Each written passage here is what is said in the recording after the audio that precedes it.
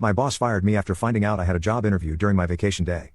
Despite bringing in $2 million in new business, he had denied my raise request 3 times. "This shows you're not committed to our team," he said, demanding I clean out my desk immediately. I thanked him for the opportunity and left calmly. Monday would be fun. "This shows you're not committed to our team," Lawrence said, leaning back in his chair like he was doing me a favor by firing me. My name is Jared Monroe. I'd spent the last 4 years of my life bringing in millions for Deerfield Robotics while my bank account stayed pretty much the same. 29 years old and still shopping the clearance racks. Still driving the same 10-year-old Honda my parents helped me buy in college. I sat there looking at Lawrence Bennett, our vice president of sales, with his custom suit and the kind of tan you don't get in Raleigh, North Carolina, in March, the kind you get from business trips to Miami in the dead of winter.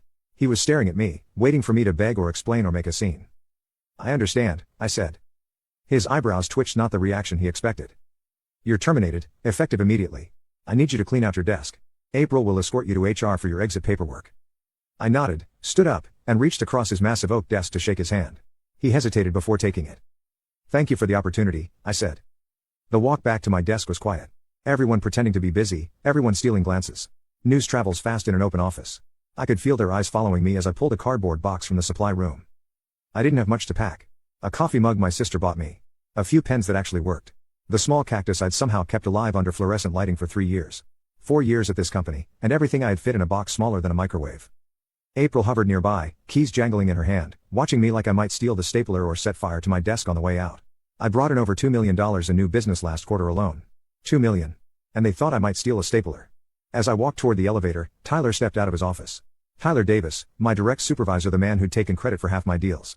The man who'd assured me 3 separate times that my raise was in process and just needs Lawrence's approval. He didn't make eye contact. "Be sure to turn in your badge at security," he mumbled, then disappeared back into his office. I stepped into the elevator, badge already in my hand.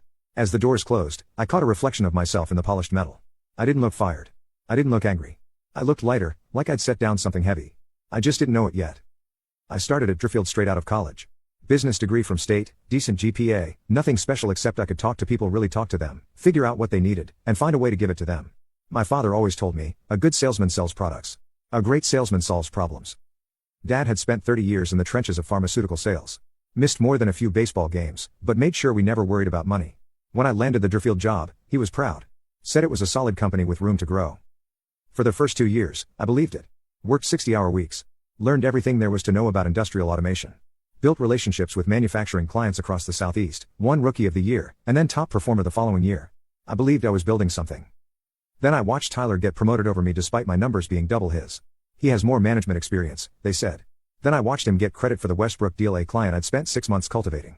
Then I watched him get a company car. Small things at first. Meeting invites that somehow missed my inbox. Client information that reached me a day late. Comments in meetings like, "Are you sure that's the right approach for this client?" Little cuts, day after day. I kept my head down and kept working, kept delivering until last month when I closed the Abbott manufacturing deal, $2 million, our biggest contract of the year. I'd flown to Chicago 3 times on my own dime because the company couldn't justify the expense. I'd worked weekends, missed my cousin's wedding, made it happen. When the contract came through, Lawrence took the team out for drinks. Everyone except me. I found out from Instagram posts the next day.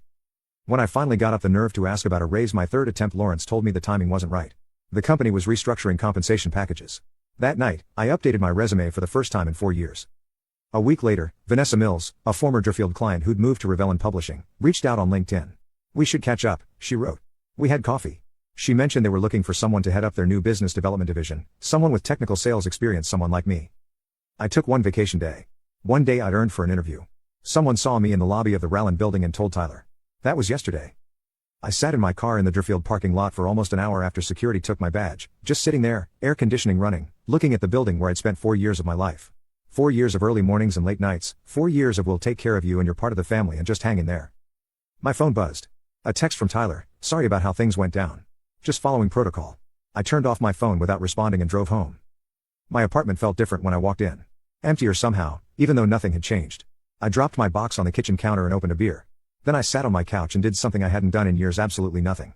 No emails, no calls, no proposals to review. I just sat there, drinking my beer, watching the afternoon light move across my living room wall. Around 7, I turned my phone back on. 3 missed calls from my parents, a text from my sister asking if I was okay. Apparently, Tyler had called her looking for me, which was a boundary I didn't even know could be crossed, and an email from Vanessa at Rayyan, "Can you come in tomorrow? 10 a.m. the team would like to meet you." I responded with one word, "Yes." Then I called my parents. They did you a favor, my father said after I explained what happened, not what I expected him to say. How's that? They showed you exactly who they are, son. No more illusions. Now you know. He was right. All those times I'd given them the benefit of the doubt. All those times I blamed myself for not working hard enough, not being visible enough, not playing the game well enough. All those times I'd swallowed my pride and kept pushing forward because I thought loyalty meant something. It didn't. Not to them. I'd been fired for taking one day, a day I'd earned to look for what they would never give me: fair compensation, respect, a future. My mother got on the phone. What do you need, honey? Want us to come down this weekend? No, I said, suddenly clear. I'm okay, actually. I think this might be the best thing that could have happened. And I meant it. For the first time in a long while, I felt something other than tired, something other than that low-grade anxiety that had become my constant companion. I felt free. That night, I slept better than I had in months. In the morning, I put on my best suit, the one I'd bought for important client meetings that Lawrence always managed to attend instead of me. I looked good, rested, ready. The interview at Relon went better than I could have hoped. They'd already checked my references, already talked to 3 of my former clients, including Abbott Manufacturing. They knew exactly what I was worth. They offered me the position on the spot, Regional Director of Business Development. Double my Deerfield salary plus commission. I accepted without hesitation. When can you start? Vanessa asked. I smiled. Immediately. I signed the contract with Rian on Friday afternoon and started the following Monday. They gave me an office with a door and a window, a company credit card, a team of 3 sales associates, and most importantly, they gave me something Deerfield never had: a clear path forward. We want you to grow this division, Vanessa explained. Build it from the ground up. Your reputation with clients is why we hired you. For the first 2 weeks, everything was perfect. I learned the systems, met the team, started building a strategy. I even sent LinkedIn connection requests to my former colleagues at Deerfield. Most accepted. You can click on share and more to see if there is a part 2.